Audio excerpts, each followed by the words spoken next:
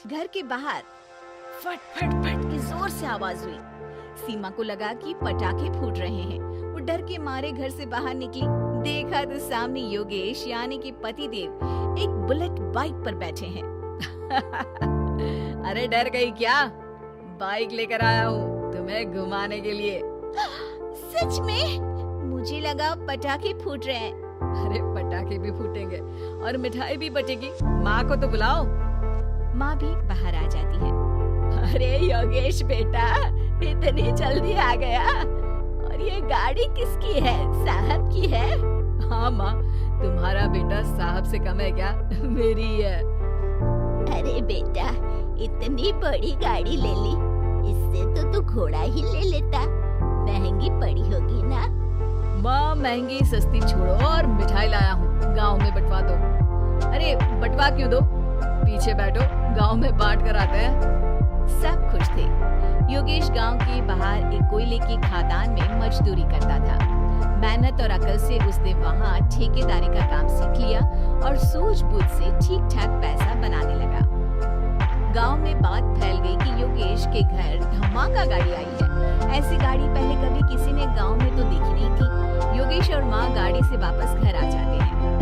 बेटा, बाबूजी ऊपर से देख रहे होंगे और आशीर्वाद भी दे रहे होंगे तुझे।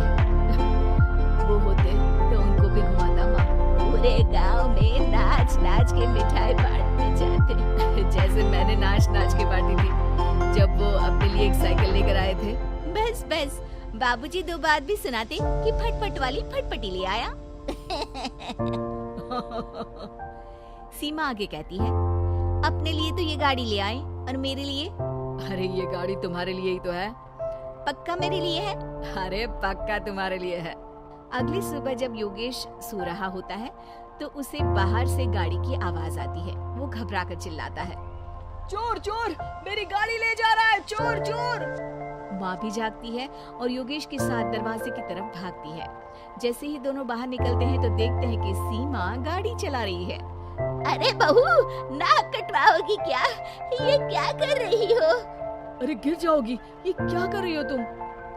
सीमा गाड़ी को रोक कर कहती है, सारे गांव में घुमा लाई, कहीं नहीं गिरी।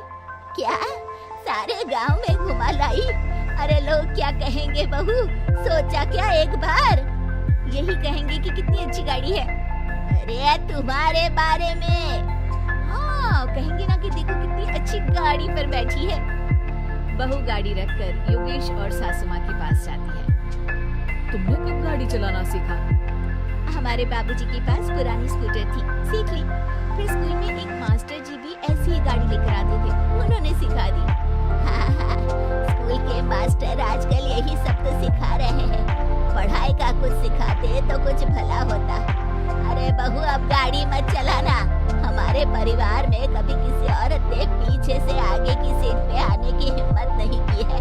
तुम भी मत करना, समझी? जी समझ गई माँ जी। सीमा सास की बात सुनकर चुपचाप रसोई में जाकर उदास होकर खाना पकाने लगती है। सास सुबह सुबह मंदिर से पूजा करके लौट रही होती है। तभी उसे दो औरतें रोक लेती हैं और कहती हैं, अरे बहू को थोड़े अच्छे लक्षण भी सिखा दो। गाड़ी चलाने निकली थी, गांव की मर्यादा का कोई ख्याल नहीं है। वही तो, अरे पैसे आने लगे हैं तो क्या मतलब कि किसी रीति रिवाज को नहीं मानोगे? अरे समाज में रहना है तो समाज के ढंग से ही रहना पड़ता है। अरे लाज भी नहीं आई बहू को? चूल्हे चौके से निकलकर सीधे गाड़ी लेकर चौराहे चबूतरे नाप लिए, ठाट ठाट ठाट करते हुए। अरे कुछ कह देना उसे। अरे ये क्या कहेगी? बूढ़ी सास है, इनकी थोड़ी ना चलती होगी घर में। हाँ, बहू की ही चलती होगी, मर्जी भी और गाड़ी भी। सास सब सुनकर घर आती है और बहू को चिल्ला के बुलाती है, अरे नाक कटवा दी सबके सामने गाड़ी चलाकर। औरत जात गाड़ी नहीं चलाती। शहरों में तो 4 पहियों वाली गाड़ी भी चलाती है और हेलीकॉप्टर, हवाई जहाज भी। शहर में थोड़ी ना रहती हो मैडम साहिबा। आज के बाद गाड़ी से ही नहीं, यूं भी निकलना बंद तुम्हारा घर से। माँ सही कह रही है, कहीं भी जाना हो तो मुझे बता देना, मैं लेकर चलूंगा। आज माँ को तुम्हारे कारण कितनी बातें सुननी पड़ी।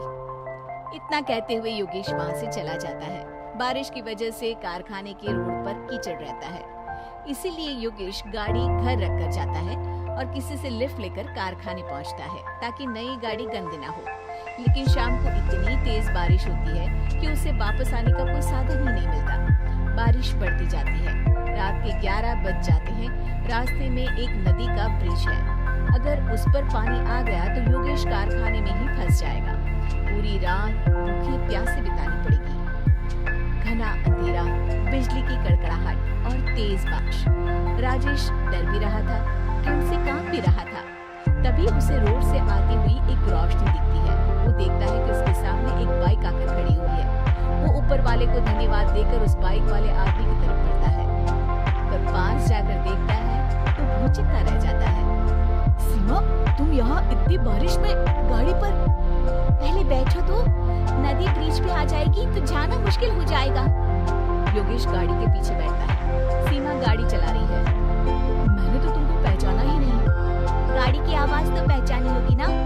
अरे पर मुझे नहीं पता था कि तुम आओगी। अच्छा किया कि तुम आ गई। माँ नहीं आने दे रही थी, पर हमेशा पति पत्नी की रक्षा थोड़ी ना करेगा, पत्नी को भी तो करनी चाहिए। योगेश को सुबह अपने किए पर पछतावा होता है। उसकी आंख में आंसू आते हैं जो बारिश के बूंदों में बह गए थे। उसके बाद सीमा को सास ने और योगेश ने खुशी खुशी समाज की सीमा लांघने की मंजूरी दे दी।